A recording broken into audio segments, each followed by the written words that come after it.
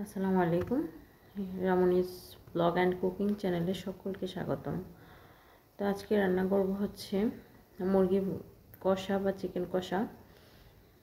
তো তার জন্য কি লাগবে চলুন দেখে নিই কীভাবে রান্না করব। তার প্রসেস ক্রিয়া থাকছে একই ভিডিওতে।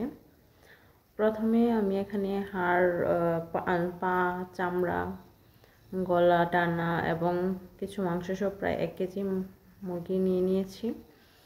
এখন দিয়ে দিচ্ছি হচ্ছে তেজপাতা, এলাচ, দারচিনি, লবঙ্গ, 2-3টে লবঙ্গ দিয়ে দিলাম, পেঁয়াজ কুচি, এবার দিয়ে দিলাম টমেটো কুচি। টমেটোটা কেউ চাইলে ব্লেন্ড করে দিতে পারেন। দিয়ে দিলাম রসুন বাটা, দিয়ে দিলাম আদার গুঁড়া, জিরা গুঁড়া, হলুদ গুঁড়া 2 চামচ, মরিচ গুঁড়া, জাল যে যতটুকু খেতে চান ততটুকু, লবণ, তারপর দিয়ে দিলাম হচ্ছে গরম মশলার গুঁড়া। এবার দিয়ে দিব পরিমাণ মতো তেল,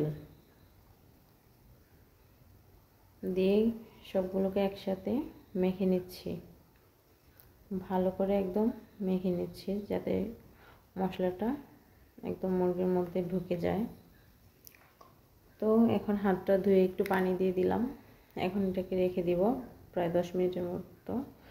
রেখে দিয়ে রান্নার জন্য চুলায় বসিয়ে দিলাম। এখানে এটা হচ্ছে কষানো হচ্ছে।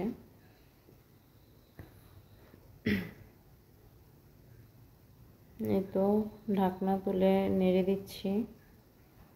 কিছুক্ষণ পর পর নেড়ে চেড়ে দিতে হবে, না হয় নিচে লেগে যেতে পারে।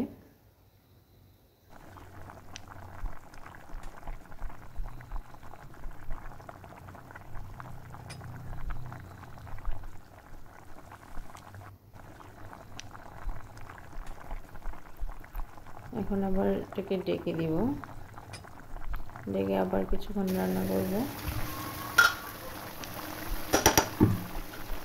তারপর আবার একটু নেড়ে চেড়ে দিব।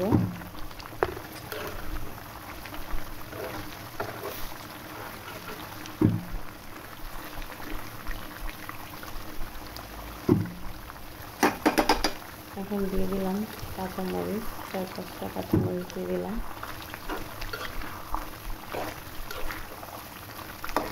এখন নেড়ে চেড়ে মিশিয়ে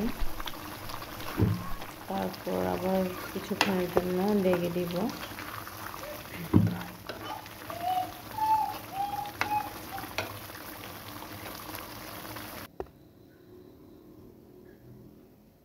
আমার রান্না প্রায় শেষ পর্যায়ে।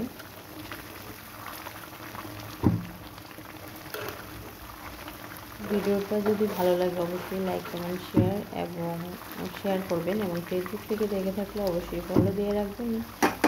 আর ইউটিউব থেকে দেখে থাকলে অবশ্যই সাবস্ক্রাইব করে পাশে থাকবেন।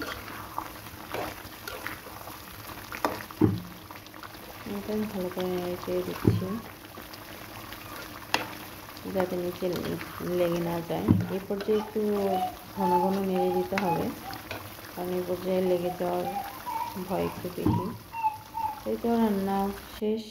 এখন চুলা নিভিয়ে দিব। শেষের দিকে কিন্তু আমি একদম অল্প আঁচে রান্না করেছি, মিডিয়াম আঁচে। প্রথম দিকে একটু কড়া আঁচে রান্না করেছিলাম। তো কেমন লাগলো ভিডিও অবশ্যই জানাবেন কমেন্টের মাধ্যমে।